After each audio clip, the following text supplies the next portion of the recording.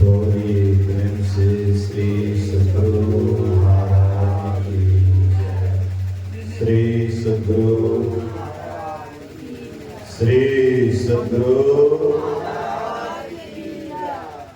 अगर mic operator है थोड़ा आवाज को पतला कर दे। माइक ऑपरेटर अगल बगल में है, आवाज को पतला कर दे। श्री सद्गुरु महाराज की जय। श्री सद्गुरु महाराज की जय। हेलो, ठीक है, कर लीजिए।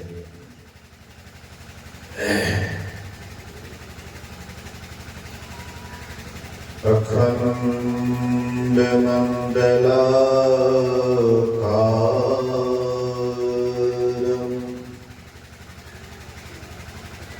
व्याप्तमेन चराचरं तत्पदं दर्शितं येन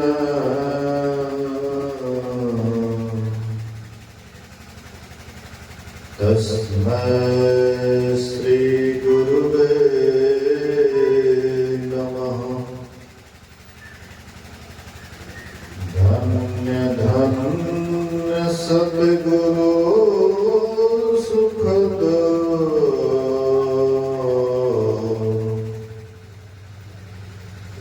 महिमा कहे न जाए। जो कुछ कहा तुम्हारी कृपा,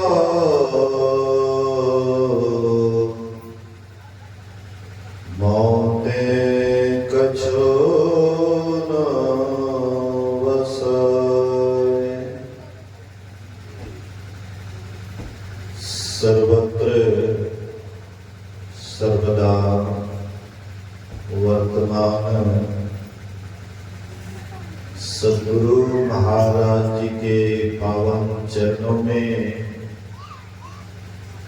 कोटि कोटि नमन। उपस्थित गुरुजन, धर्म प्रेमी सत्संगी बंधुओं, पूजनीय माताओं तथा भक्तिमती बहनों, त्रिदिवसीय संतमत सत्संग का आज तीसरा दिन, प्रथम पाली सत्संग में हम आप उपस्थित हैं। अभी हम लोगों ने सुना कि मुक्ति की क्या आवश्यकता है, मुक्ति को लोग क्यों पसंद करते हैं। तो मुक्ति से मतलब छुटकारा होता है। छुटकारा कौन नहीं चाहता है। छुट्टी को पसंद क्यों कौन नहीं करते हैं। आप लोग सत्संग में आए हैं, क्या आप लोगों के मन में है कि सत्संग करते रहें, सत्संग करते रहें, मैं बोलता रहूं, आप सुनते रहें। कब तक बैठे रहिएगा, कब तक सुनते रहिएगा। बाबा आए हैं, सुने कुछ देर, उसके बाद मन में होगा बाबा प्रवचन कर देते, छोड़ देते ना, हम लोग जाते, इससे छुट्टी हो जाती। छुट्टी चाहते हैं हम लोग भी, मंच पर बैठे हैं ना, हम लोग भी छुट्टी चाहते हैं। प्रत्येक व्यक्ति छुट्टी चाहता है।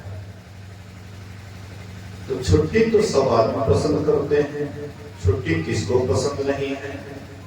प्रत्येक काम से लोग छुट्टी चाहते हैं।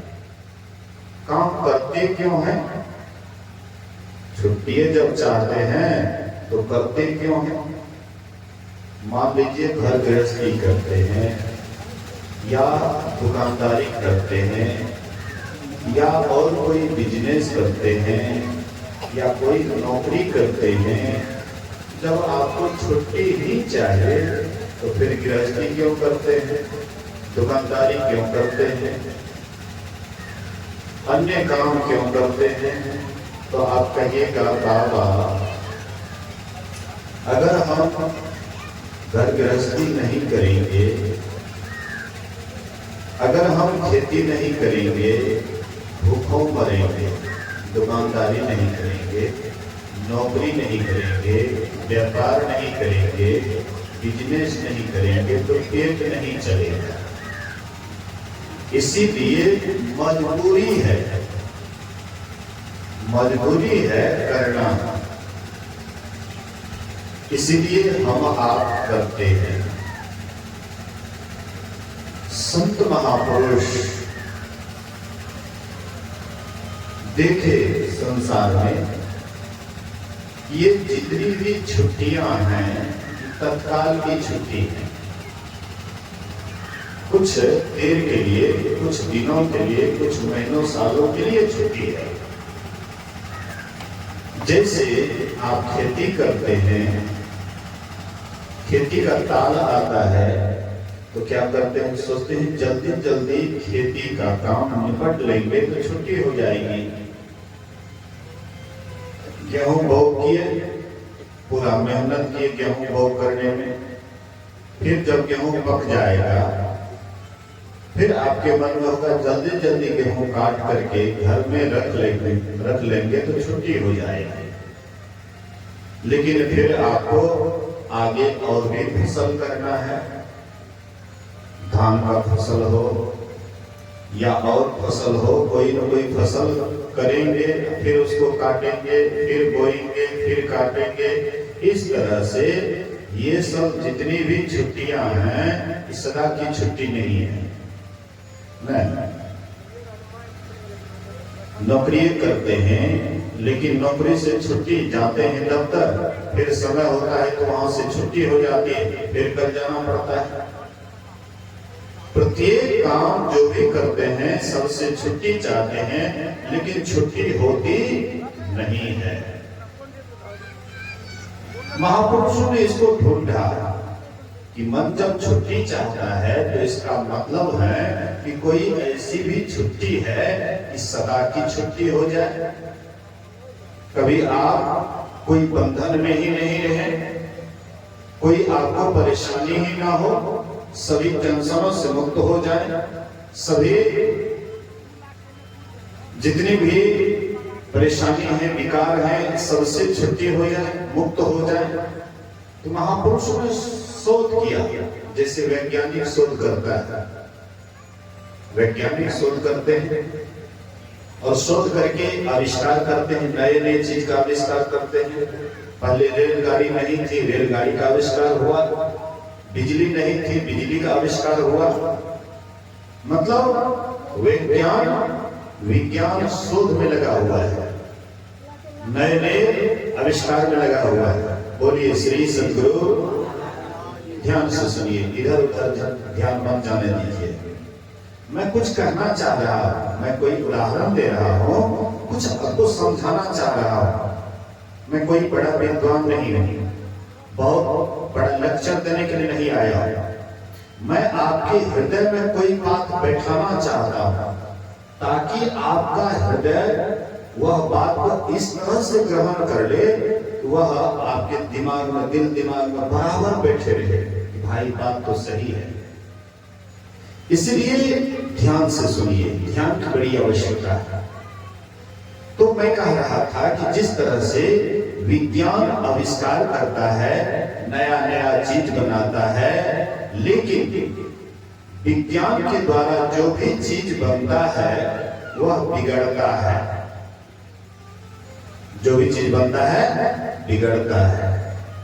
ऐसे तो परमात्मा के द्वारा भी जो चीज बना है तो बिगड़ेगा, लेकिन महापुरुषों ने कहा कि जो बिगड़ता नहीं है, कौन ऐसी छुट्टी है जो कभी बिगड़ता नहीं है, फिर आपको ड्यूटी पर नहीं आना पड़ता है, फिर आपको कुछ करना नहीं पड़ता है, सदा के लिए हम आप मुक्त हो जाते हैं, ऐसी कौन सी चीज है?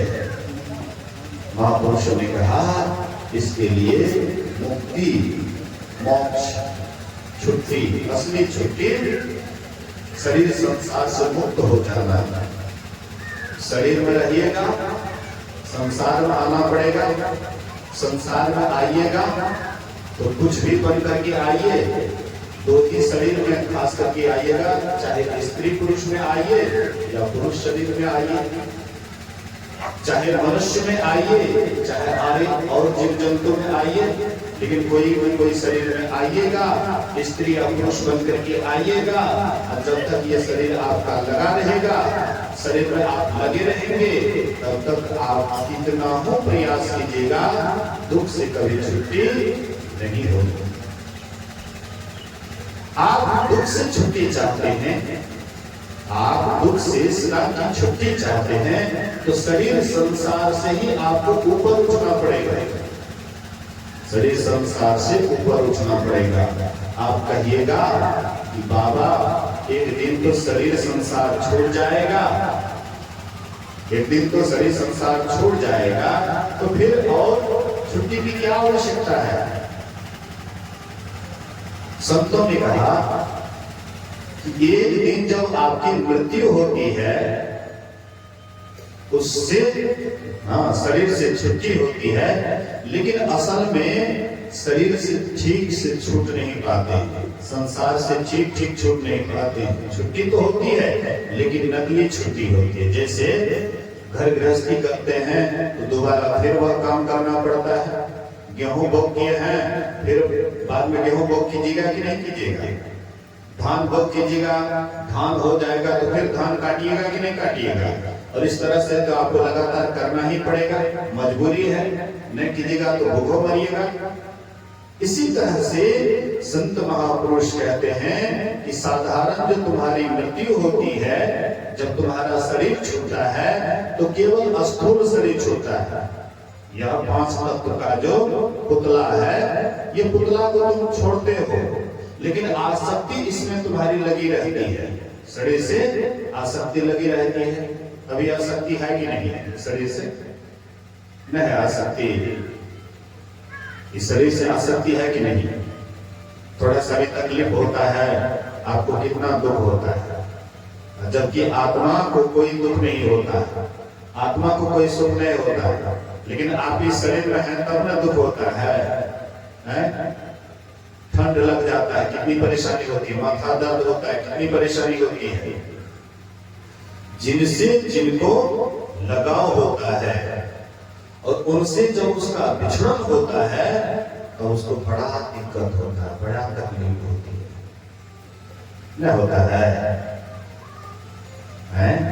किसी से किसी को लगाव है और उनसे जब वह बिछुड़ता है तो उसके याद में, उसके विरह में उसका शरीर छूटता है। शरीर से उसको लगाव है, संसार से लगाव है, परिवार से लगाव है, तो ये जो आपकी आसक्ति है, ये जो आपका लगाव है, यही लगाव आपके दुख का कारण बनता है।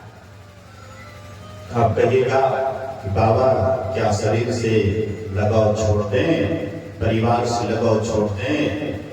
संत महात्मा कहते हैं कि तुम रहो शरीर में, तुम रहो संसार में, लेकिन अनासक्त होकर के रहो, अनासक्त होकर के रहो। अगर तुम अनासक्त भाव से रहने के लिए सीख गया कि चलो ये शरीर है सुरक्षा के लिए, यह शरीर संसार से बना हुआ है, यह शरीर संसार से बना हुआ है, संसार में ही रहेगा और संसार में ही इसका भरण पोषण होगा। तो शरीर रहेगा संसार में, भरण पोषण भी संसार से ही होगा, लेकिन अपने ख्याल को शरीर संसार से ऊपर उठा करके रखना है परमात्मा में। तो परमात्मा को कैसे लगा करके रखिएगा? परमात्मा को इस आंख से तो नहीं देखे हैं कि परमात्मा में एकाएक लगा लीजिएगा। देखें इस आंख से परमात्मा को नहीं देखे। इस आंख से आपने परमात्मा को नहीं देखा, उनसे लगाव कैसे होगा? शरीर को तो दिन रात देखते हैं इसलिए शरीर से लगाव है, परिवार को तो दिन रात देखते हैं इसलिए परिवार से लगाव है। महापुरुष कहते हैं इसके लिए आपको जब तक योग नहीं कीजिएगा, अपने को जोड़िएगा नहीं, अपने आप को जोड़िएगा नहीं, तब तक इधर का लगाव नहीं छूटेगा। अपने आप को जोड़िए। किसको जोड़िएगा? कहाँ जोड़िएगा? अपने को परमात्मा से जोड़िए। अपने से परमात्मा को कैसे जोड़िएगा? तो सबसे पहले महापुरुषों ने कहा आपके भीतर में दो दृष्टि है, दो दृष्टि है, एक है इंगला, एक है पिंगला, वह दोनों को जोड़ो। यही जोड़ तुम्हें उस परमात्मा के जोड़ की तरफ इशारा करेगा, दिखाएगा कि तुम परमात्मा से कैसे अपने को जोड़ सकते हो। एकाएक तुम परमात्मा से जोड़ नहीं सकते हो, तो कैसे जोड़ोगे? तो तुमको जब अपने अंदर में जोड़ोगे, दोनों दृष्टि को जोड़ोगे, तो तुम्हारे अंदर वह क्षमता आएगी। बोलिए श्री सद्गुरु। तुम्हारे अंदर में क्षमता आएगी कि हम परमात्मा से भी जोड़ सकते हैं। बैठिए भाई, बोलिए श्री सद्गुरु। एक बार हम लोग जोर से गुरु महाराज जी की जय जयकार करें। बोलिए श्री सद्गुरु। मैं आपको कह रहा था कि शरीर से आसक्ति है, तो ये शरीर से आसक्ति है, परिवार से आसक्ति है, हाँ, घर से आसक्ति है। तो ये आसक्ति कैसे हटेगा? तो कहते हैं अंदर में, जब तक हम अंदर में प्रयास नहीं करेंगे, दोनों दृष्टि की धार को नहीं जोड़ेंगे, तब तक ये आसक्ति लगी रहेगी। इसलिए अगर हम आप शरीर संसार से अलग होना चाहते हैं, शरीर संसार से ऊपर उठना चाहते हैं, तो इसी शरीर में रह करके ऐसी कोई युक्ति जाने, ऐसी कोई साधना करें कि जिस साधना से हम आप शरीर संसार से ऊपर उठ सकते हैं। याद कीजिए, अगर आपका ख्याल शरीर संसार से ही चिपका रहा, शरीर संसार में ही लगा रहा, और जब आपकी शरीर छूटेगी तो जहां आशा वहां वासा, जहां पर ख्याल लगा वहीं पर वासा होगा। शरीर से आसक्ति रहेगी, फिर शरीर में आना पड़ेगा। घर से आसक्ति रहेगी, फिर घर में आना पड़ेगा। लेकिन कोनो जरूरी नहीं है कि उस घर में आइएगा तो वही बन करके आइएगा। आप जिस घर में आइएगा तो जो है वही होकर के आइएगा, इसका कोई ठिकाना नहीं है। गुरु महाराज कहते थे, अगर तुम्हारे अंदर में पाश्विक वृत्ति है, अगर तुम्हारे अंदर में पाश्विक वृत्ति है, शरीर छोड़ते समय पाश्विक वृत्ति से शरीर छोड़ा, तो तुम कहां जाओगे? पशु के शरीर में जाओगे, पशु के शरीर में जाएंगे। अगर तुम्हारा ख्याल शरीर छोड़ते समय में अगर अन्य जीव जंतु पर रहा, तो तुम उसमें जाओगे। जैसे एक उदाहरण दिए हैं कि अगर आपका आशा, आपका ख्याल धन संपत्ति में लगा रहा, धन संपत्ति में तो प्राय लगा रहता है, नहीं, धन संपत्ति में प्रायः लोगों का आसक्ति लगा रहता है। आजकल पैसे की विशेष आवश्यकता पड़ गई है। इंटरनेट का जमाना है, प्रत्येक काम पैसे के द्वारा होता है। अब बच्चे को भी पढ़ाना है तो पैसे चाहिए, हैं, घर रहने के लिए भी घर चाहिए, तो बारंबार फूस का घर कितना बनाएंगे, चलो मकाने बना लेते हैं। तो जो भी हम आप करते हैं, अधिकतर संसार में तो पैसे के बिना कोई काम नहीं होने वाला है, तो क्या करें, पैसे नहीं कमाएं। कोई ऐसे संत महात्मा आपको नहीं कहते कि पैसे कमाना गुनाह है, पैसे नहीं कमाना चाहिए। पैसे कमाना चाहिए, मेहनत करना चाहिए, लेकिन मेहनत करते हुए भी वह काम में आपका ख्याल जुड़ा हुआ नहीं होना चाहिए। आप दुकानदारी कीजिए, लेकिन आपका ख्याल कहीं और जगह लग करके रखना चाहिए। दुकानदारी करते हैं, लेकिन दुकानदारी में आपका ख्याल है और जगह होना चाहिए। तो आप कहिएगा कि क्या इसका मतलब जो हम दुकानदार का कैसे करेंगे, ख्याल तो आपका इधर उधर रहता ही है। क्या आप दुकान पर बैठते हैं तो हर हमेशा मन आपका एक ही चीज में अटका हुआ रहता है, ग्राहक नहीं रहता है तो क्या करते हैं, मोबाइल खोल करके ऐसे ऐसे देखने लग जाते हैं, फ्री होते हैं। कहीं न कहीं मन हम आपका अटका हुआ रहता है। ये जो कहीं कहीं जो अटका हुआ रहता है, संत महात्मा कहते हैं कहीं कहीं का ख्याल छोड़ करके कोई ऐसा ख्याल करो जिससे तुम्हारा मन दिनों दिन पवित्र होते जाए, दिनों दिन आपका ख्याल पवित्र होते जाए। तो पवित्र चीज का ध्यान कीजिएगा तभी मन पवित्र होगा। पवित्र वस्तु का ख्याल कीजिएगा, ध्यान कीजिएगा, तभी आप पवित्रता की तरफ जाइएगा। गुरु नानक देव कहते हैं, सुचे भाड़े साचु समावै, बिरले सुचाचारी, तंतय कौ परम तंतु मिलाया, नानक शरणे तुम्हारी। कहते हैं पवित्र बर्तन में सत्य अटता है। जहाँ पवित्र कोई बर्तन होता है ना, उसी में पवित्र चीज अटता है, और पवित्र बर्तन में पवित्र चीज नहीं रखते हैं। अच्छा, पर्व करते हैं, त्योहार करते हैं, तो त्योहार करते हैं, अब मांसाहारी कुछ परिवार में कुछ मांसाहारी भी होता है, और बर्तन मांसाहारी बर्तन भी होता है। तो क्या करते हैं, मांसाहारी बर्तन में भगवान को चढ़ाइएगा, देवता को चढ़ाइएगा, उसमें आप दूध ला सकते हैं या और कोई सामान ला सकते हैं। मांस मछली वाला बर्तन में कहिएगा नहीं।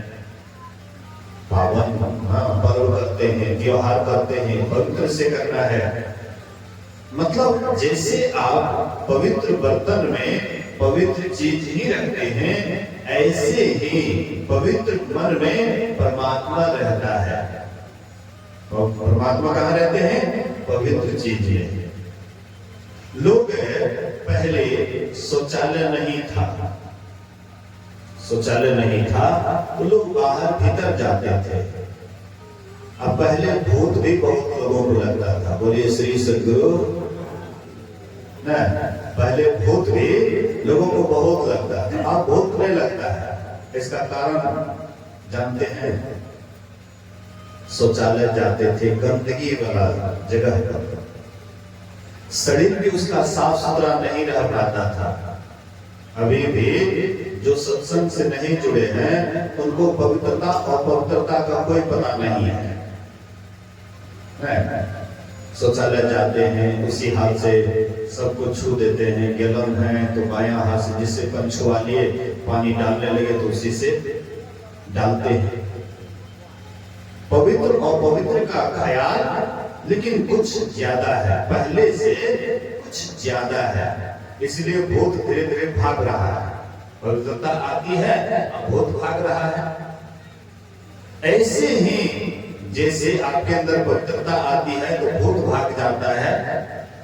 कभी भी आप नहीं सुने होंगे कि कोई मंदिर गए तो उसको भूत लग गया, क्योंकि मंदिर साफ सुथरा होता है, पवित्र रहता है।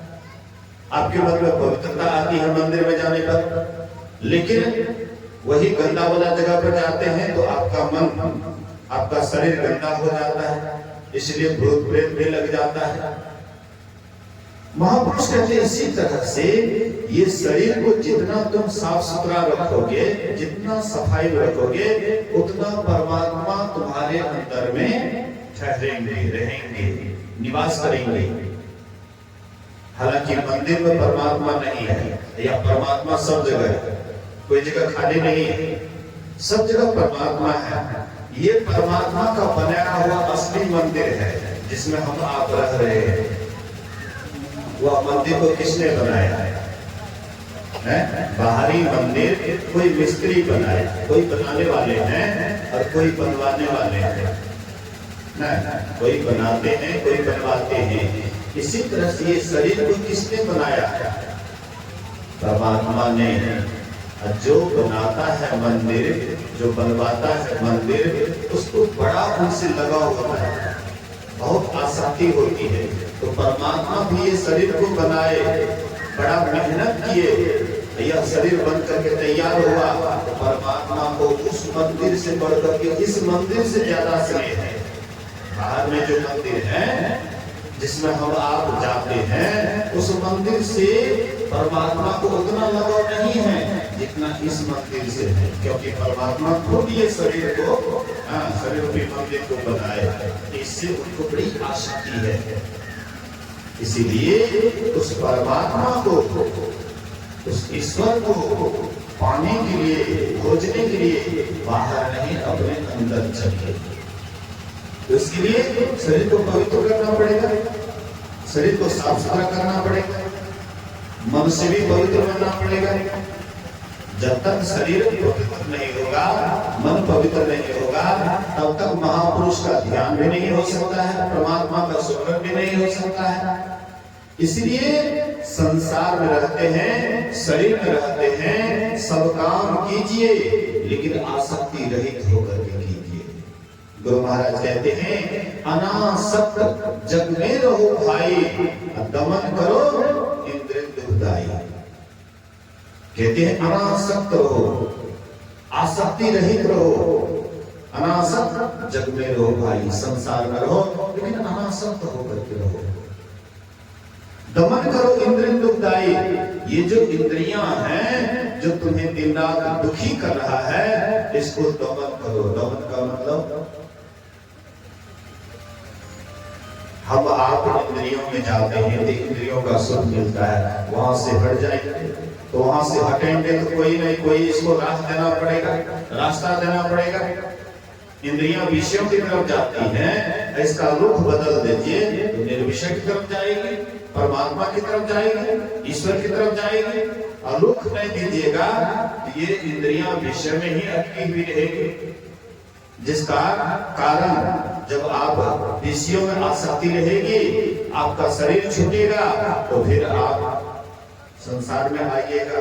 और इस तरह से आज से नहीं, कई अरबों खरबों वर्षों से हम आप इस शरीर संसार में पड़े हुए हैं।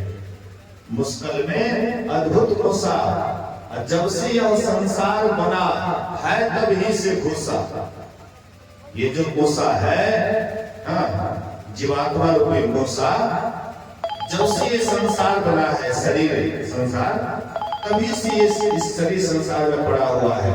और अगर हम कोशिश ना करें, अगर हम प्रयास ना करें तो शायद लगता है कि पड़ा ही रहेगा, इसी शरीर संसार में पड़ा रहेगा। इसलिए महापुरुषों ने कहा इसके लिए योग की आवश्यकता है, छुट्टी की आवश्यकता है। कैसे छुट्टी होगी, इसका क्या उपाय है? इसी के लिए योग करना पड़ेगा।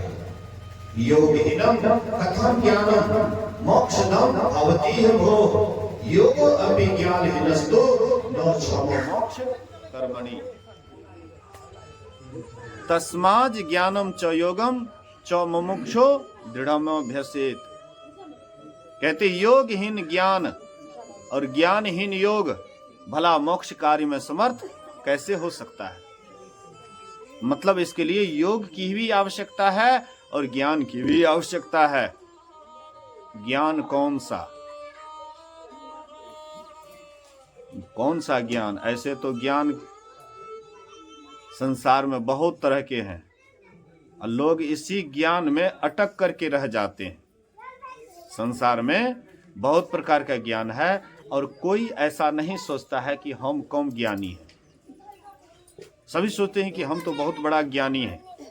थोड़ा रामायण पढ़ लिए, थोड़ा गीता पढ़ लिए, या और कोई ग्रंथ पढ़ लिए, या नहीं भी ग्रंथ पढ़े, जो भी जिनके पास है, तो वो सोचते हैं कि हमारे पास में बहुत है, हम बहुत बड़ा ज्ञानी हैं। लेकिन संसार के ज्ञान से आज तक कोई ज्ञानी नहीं हुआ। असली ज्ञान आपके भीतर में है, असली ज्ञान आपके भीतर में है। वो जब तक ध्यान नहीं कीजिएगा तो असली ज्ञान से सब दिन वंचित रहिएगा। पढ़े 6 शास्त्र, 18 पुराण पढ़े, वेद उपवेद आदि अंत को छाना है। संसार में जितनी भी विद्या है, 4 वेद, 6 शास्त्र, 18 पुराण आदि आदि बहुत आपने पढ़ लिया है, बहुत आप जान गए हैं। क्या इससे आपकी छुट्टी हो जाएगी? इससे आप मुक्त हो जाएंगे? अंदर वाला ज्ञान जब तक आपको नहीं होगा, भीतर में ठहराव नहीं होगा, भीतर में आपका ध्यान नहीं बनेगा, ये सब ज्ञान जो है सब खाक धूल के समान। जैसे एक बैल के शरीर पर ढेर सारा किताब लाद दीजिए तो बैल ज्ञानी हो जाएगा? अंदर में जब तक नहीं चलिएगा, असली ज्ञान अंदरे में है, भीतरे में है। वेद,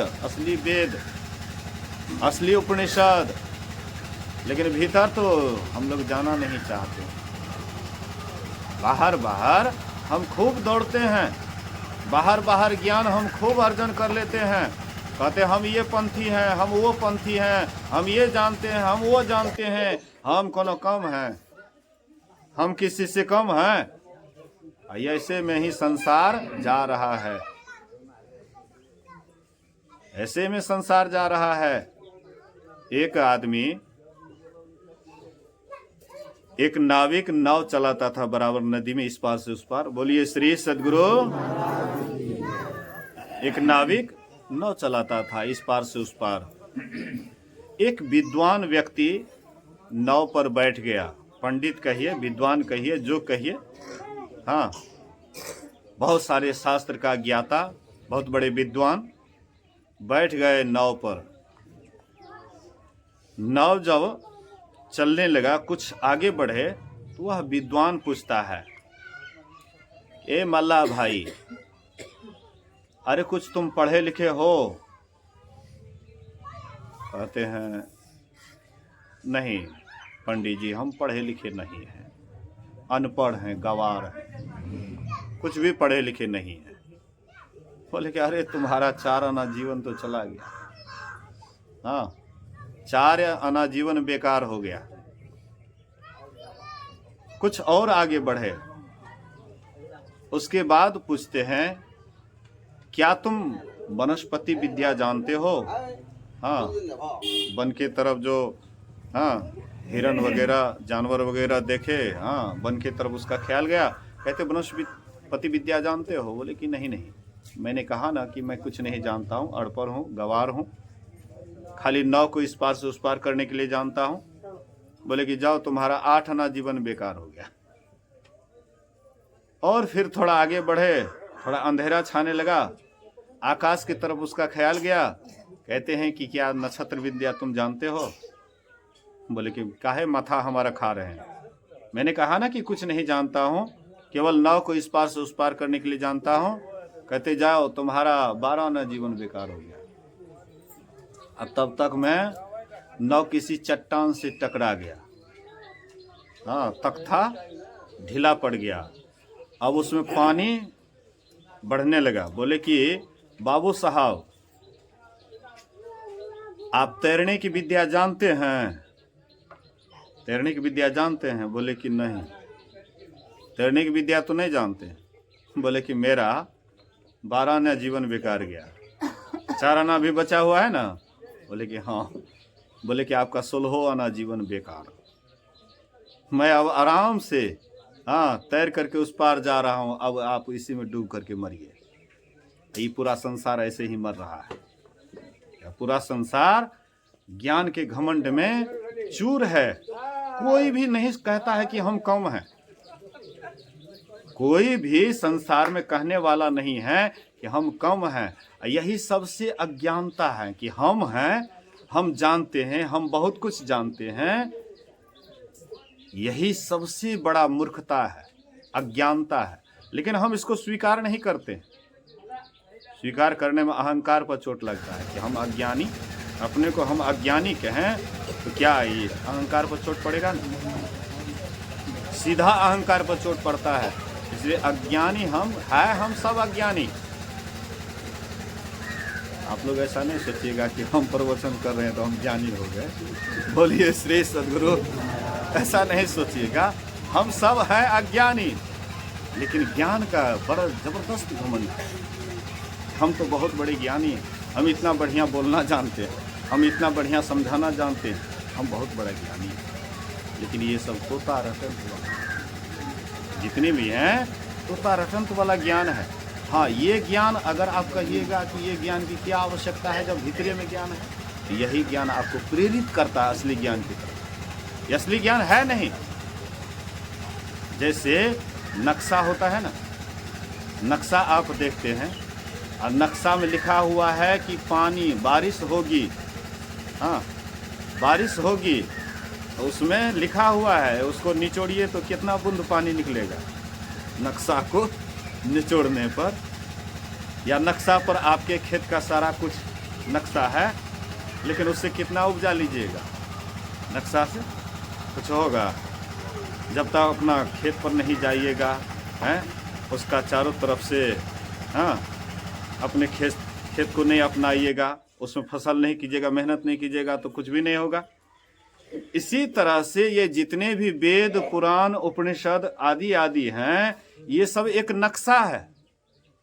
लेकिन हम नक्शे को लेकर के बैठ जाते हैं कि चलो भाई इसी से हमको, हाँ, मुक्ति मिल जाएगी, इसी से छुट्टी हो जाएगी।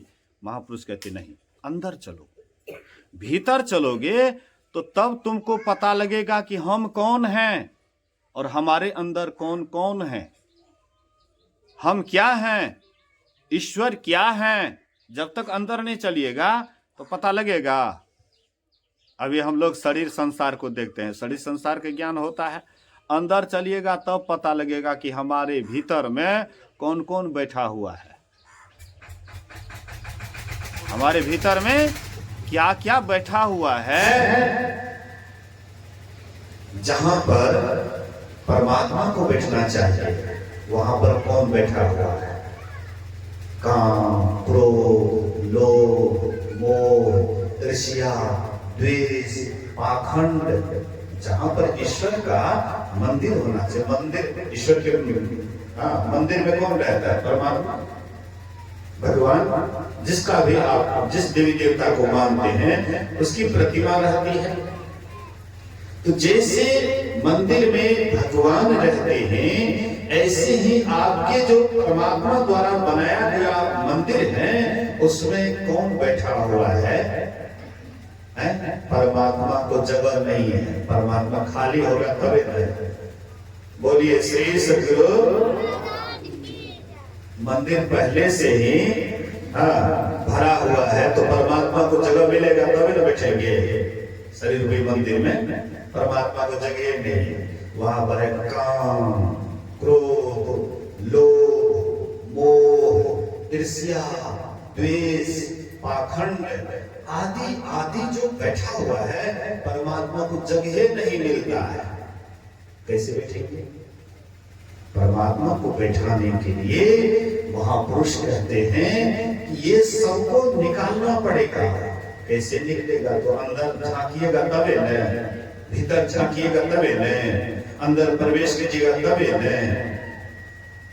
मैं कल कहा था, बोलिए श्री सद्गुरु।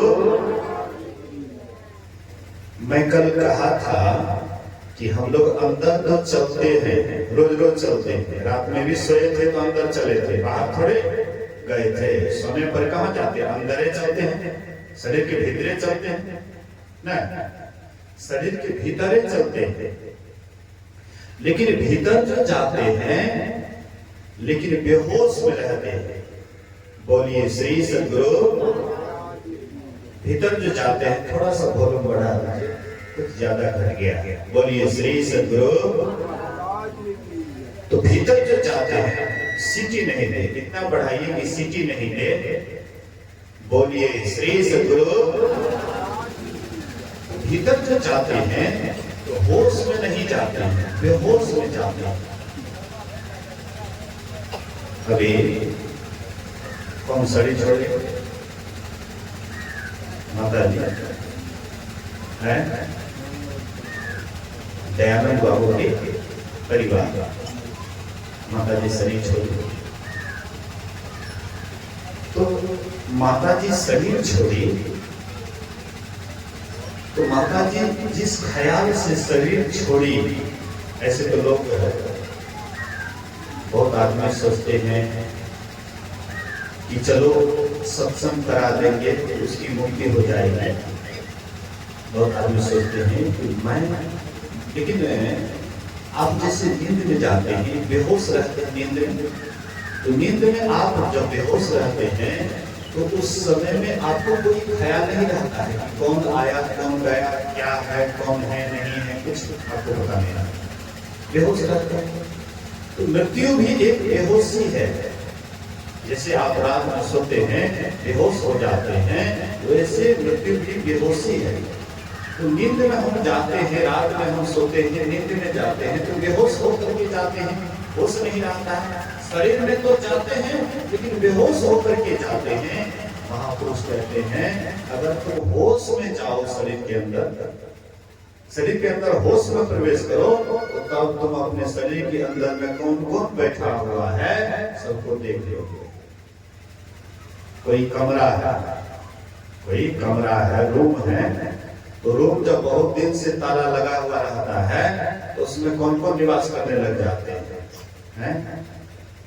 सांप, छुछुंदर, कीड़े मकोड़े आदि आदि बहुत कुछ करने लग जाते हैं। लेकिन जिस रूम में बराबर झाड़ू पड़ता है, बराबर साफ सफाई होती है, हमारे देहात में कहावत है, निपने पोछने ऐंगना घर है, और आप लोग जानते ही होंगे। बोलिए श्री सद्गुरु। थोड़ा सा इस पर विचार कीजिए। जिस घर में बराबर झाड़ू लगता है तो वहां पर कोई भी ऐसा जीव जंतु नहीं रहता है कि जो आपको आपत्ति पहुंचाए। इसी तरह से हम आपका जो ये शरीर है, शरीर भी कमरा है, ये भी बहुत दिनों से लॉक लगा हुआ है, इसमें कभी झाड़ू नहीं लगता है। अंदर जब तक नहीं प्रवेश कीजिएगा होश में रह करके, झाड़ू कौन मारेगा? कौन कहेगा कि ये काम हमको सताता है, परेशान करता है, दिन रात काटता है? कौन कहेगा कि क्रोध हमको दिन रात परेशान करता है, इससे छुट्टी होनी चाहिए, इससे हमारा अलगाव होना चाहिए? कौन कहेगा? जब तक अंदर नहीं जाइएगा तब तक कैसे पता लगेगा? इसलिए महापुरुष कहते हैं इसके लिए एकांत में बैठ करके अपने अंदर जाओ, और मनमाना नहीं होगा, बिना गुरु से नहीं होगा। गुरु बिनु ज्ञान नाही, गुरु बिनु ध्यान नाही, गुरु बिना आत्म विचार ना लहतु है। और सब ज्ञान तो बहुत गुरु देते हैं संसार में। हाँ, सहजो भाई कहती है कि सहजो गुरु बहुत तक फिरे, ज्ञान ध्यान सुधि नाही, तार सके न एक को कहे अनेक की बाही। बहुतों को शिष्य बना लिए हैं, लेकिन उनको पता नहीं है कि ध्यान कैसे करना चाहिए, किसका ध्यान करना चाहिए, कैसे ध्यान करना चाहिए, उन्हीं को पता नहीं। खाली शास्त्र के जाल में उलझ गया है, बढ़िया बढ़िया बात सुना देता है। आजकल तो गाने बजाने वाला जब महात्मा मिल जाता है तो ढेर हो जाता है, लोगों की भीड़ हो जाती है, लेकिन वह गाने बजाने वाला कहाँ जा रहा है? आप कभी विचार किए? आपको कहाँ ले जा रहा है? आपको सही मार्ग दिखला रहा है या आपको गाने बजाने में उजरा रहा है? आप बजरा रहे हैं, लेकिन आपको लगता है हम तो बहुत एकदम मगन हो गए। आप तो मगन तो ऐसे भी हो रहे हैं, दिन रात मोबाइल में मगन हो रहे हैं, दिन रात टीवी में मगन हो रहे हैं। ये मगन जो है आपको कहां ले जा रहा है आप कभी ख्याल नहीं करते। तो आपको जो सही रास्ता दिखावे, सही मार्ग दिखावे, अंदर में चलने के लिए प्रेरणा करे, और आप अंदर में जब चलते हैं तब आपको पता लगता है कि कौन कौन है। तब आप उससे छुट्टी चाहते हैं, उससे छुटकारा चाहते हैं। आपके अंदर वो वासना आती है, उससे आप छुटकारा पाना चाहते हैं। लेकिन जब तक अंदर प्रवेश नहीं कीजिएगा तो कैसे आपको पता लगेगा कि ये वासना आपको परेशान कर रहा है, इससे हमारी छुट्टी हो। इसी के लिए योग करना पड़ेगा। गुरु महाराज कहते थे कि लोग योग का नाम सुन करके डर जाते हैं, कोई योग ऐसा हुआ है जो हमको खत्म कर देगा, खा जाएगा। अरे योग कोई हुआ नहीं है। योग का मतलब होता है जोड़ना। योग का अर्थ जोड़ना। किससे जोड़िएगा? तो मैंने पहले ही कहा, पिंगला और पिंगला दोनों को जोड़िएगा तो परमात्मा का द्वार नजर आएगा, हरिद्वार। परमात्मा का द्वार कहाँ है? हरिद्वार। हरिद्वार कहाँ है? उत्तराखंड में हरिद्वार, हरि का द्वार आपके भीतरे में। पिंगला पिंगला जैसे ही जुटेगा, आंख से जो एक धारा निकलती है इसको कहते हैं गंगा, और दूसरी ओर से जो निकलती है उसको कहते हैं जमुना। और दोनों का जब मिलन होता है तब असली हरि के द्वार का पता लगता है। इधर बाहर में कोई असली हरिद्वार, नकली हरिद्वार है। असली हरिद्वार आपके अंदर से जो दो धाराएं निकलती है, जिसको राम भगवान अपनी प्रजाओं से कहते हैं, और एक गुप्त मत सबही कहों कर जोड़, शंकर भजन बिना नर भक्ति न पावे मोर।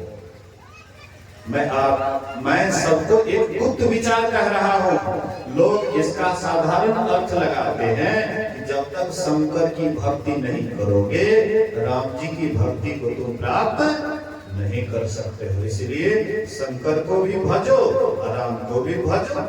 शंकर को नहीं भजोगे तो राम जी की भक्ति को प्राप्त नहीं करोगे। राम जी उसी से खुश रहते हैं जो शंकर को पहले भजते हैं और बाद में मेरा भजन करते हैं, उसी से राम जी खुश रहते हैं। मैं आपको पूछता हूँ, हनुमान जी कितना बार शंकर की भक्ति करते थे और राम जी को खूब प्रिय हो गए। गली गली में हनुमान जी का मंदिर बना हुआ है, यही करते थे। भगवान राम ने कहा, बहुत शास्त्र कंथारो, बहुत शास्त्र कथा कंथारो मंथन वृद्धम किम। हे वायुसुत, बहुत कथाओं को मतने से क्या लाभ? अति यज्ञवान होकर के अपने अंतर की ज्योति की खोज करो। आपके भीतर में प्रकाश है, आपके भीतर में प्रकाश है, आपके भीतर में शब्द है, आपके भीतर में निःशब्द है। ये चारों कोठरियां आपके भीतर में है। अंधकार का कोठरी, प्रकाश का कोठरी, शब्द का कोठरी और निःशब्द की कोठरी। ये चारों कोठरियां आपके भीतर में है। ये भीतर में ये चारों कोठरियां हैं, लेकिन एक एक कोठरी को पार कीजिएगा तो अपने आप वहां जाइएगा जहां से लौटना नहीं पड़ता है। जहां से आपको लौटना नहीं पड़ता है, वहां तक आप कैसे प्रवेश कीजिएगा? जब तक इस रहस्य को नहीं ठीक से समझिएगा तब तक हम वहां तक नहीं जा सकते हैं। इसलिए महापुरुष कहते हैं कि अपने अंदर में चलो, पिंगला पिंगला को जोड़ो। तुम्हारे अंदर में ये दो धाराएं निकलती हैं, और यही दो धाराएं जब जुड़ती है तो वहीं पर हाँ, परमात्मा का द्वार दिखाई पड़ता है, असली हरिद्वार दिखाई पड़ता है। और वहां से जब उस रास्ते पर चलते हैं तो चलत पंथ सुख होत महा है, जहां अझर झरते। अमृत देखे हैं? अमृत कौन कौन देखे हैं? बोलिए श्री सद्गुरु। विष तो देखे हैं, विष खाने से मृत्यु होती है, इस सब को देखे हैं, लेकिन अमृत को देखा है कभी हम लोग? या बूढ़े पुरान जो भी मतलब उम्रदार हैं, उनसे पूछिए कि अमृत को आपने देखा है? महापुरुष कहते हैं बाहर में अमृत नहीं है, नकली अमृत की बात करते हैं। बाहर में नकली अमृत है, असली अमृत नहीं है। असली अमृत आपके भीतर ही में है, और वह है प्रकाश के रूप में आपको अमृत मिलता है, और सब के रूप में अमृत मिलता है। जो वह प्रकाश की साधना करते हैं, जो वे सत्य की साधना करते हैं, वही परमात्मा को जाकर के मिल जाते हैं, और उसी का आवागमन से सदा की ये छुट्टी होती है। अब की इधर कितना हो कोशिश करते हैं, छुट्टी नहीं होगी, नहीं होगी, नहीं होगी। ये संतों का अकाट्य वचन है। बाहर में कितना ही तुम कुछ करते हो, इससे छुट्टी नहीं होगी। छुट्टी होगी तत्काल के लिए, बाद में फिर तुमको वही काम करना पड़ेगा। और लोग का बैल देखे रहे, बहुत पहले फोटो का बैल, हाँ, कौन सा अच्छी बराबर साहेब अच्छी, कौन सा अच्छा तेरी के कैसे अलग है। बोलिए श्री सद्गुरु। कोल्हू का बैल, मैं उदाहरण दे रहा हूँ, आपको कुछ समझा रहा हूँ। कोल्हू का बैल अंदर अंदर घूमते रहता है, अंदर चलते रहता है, भीतरे भीतर 50 कोस चल जाता है। भीतरे भीतर चलते चलते 50 कोस चलता है, लेकिन उसका सफर कभी तय होता है, गंतव्य स्थान कभी तय होता है। ये भी संसार वैसा ही है, कोल्हू के बैल के समान। आप घूमते रहिए, चक्कर काटते रहिए, कभी आपका रास्ता तय नहीं होगा। रास्ता तय करने के लिए आपको यही अंदर का रास्ता पकड़ना पड़ेगा, भीतर का रास्ता पकड़ना पड़ेगा। और जब तक ध्यान नहीं कीजिएगा तो भीतर वाला रास्ता पकड़ में ही नहीं आएगा। अच्छा गुरु नहीं मिला है तो कैसे पकड़िएगा? गुरु जब सच्चा मिलता है तो शिष्य को सही राह दिखाता है। झूठा गुरु मिलता है, चाहे संत मत का क्यों नहीं हो, उससे कोई अंतर नहीं। संत मत से मतलब आप ही नहीं सोच लीजिएगा कि मतलब ये संप्रदाय है। संप्रदाय संत मत को नहीं कहते हैं, संप्रदाय से ऊपर उठा हुआ होता है संत मत। जो भी अंदर में चले हैं, भीतर में गए हैं, अनुभूति हुई है, वही संत मत का रास्ता है, बाहर का रास्ता नहीं है। बाहर में वेशभूषा है, ये रामानंद, ये संत मत, ये फलना मत, ये चिल्ला मत, ये बाहर में मौत मतांतर है। अब भीतर में चलिएगा तो सबको एक ही अनुभूति होती है। राम जी दो राम जी ने बैठा हुआ है कि संत मत वाला के लिए अलग राम जी है, रामानंद के लिए अलग राम जी है, कबीर पंथी के लिए और राम आ जाता है। नहीं, अंदर में चलिएगा तो एक ही राम का दर्शन होगा, दूसरा राम वहां पर नहीं है। लेकिन जब तक साधना नहीं कीजिएगा, ध्यान नहीं कीजिएगा, तो अंदर चलिएगा।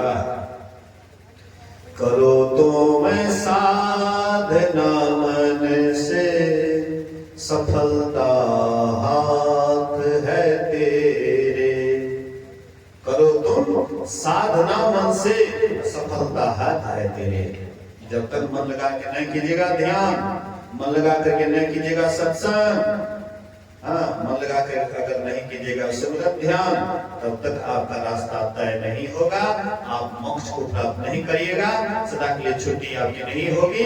इसीलिए सदा की छुट्टी चाहते हैं, सदा के मोक्ष को चाहते हैं, सब दिन के लिए छुटकारा चाहते हैं, अपने अंदर में चलिए। योग सीखिए, योग को सीखिए और अपने अंदर में चलिए, ध्यान कीजिए। ध्यान करते करते जब ध्यान का अंत होगा तो समाधि होगी। समाधि में आप अपने को पहचान जाइएगा, परमात्मा को पहचान जाइएगा। अपने को पहचानिएगा तो परमात्मा को पहचान लीजिएगा। जो अपने को नहीं पहचानेंगे परमात्मा को क्या पहचानेंगे? और दोनों तो है एक के, अंतर आवरण बनाता है, अंतर जो है आवरण बनाता है। वो आवरण टूट गया तो बस हो गए एक ही एक। लोटा में पानी है और उसको ले जाकर के गंगा जी में डाल दीजिए तो दोनों पानी अलग रहेगा। कैसे अलग रहेगा? जैसे ही लोटा रूपी आवरण से वह पानी निकला कि गंगा में मिलकर के गंगा हो गया। गंगा तो है ही, केवल लोटा का आवरण है, परमात्मा है ये, यह परमात्मा ही है। लेकिन आवरण के कारण ये साधारण जीव बना हुआ है।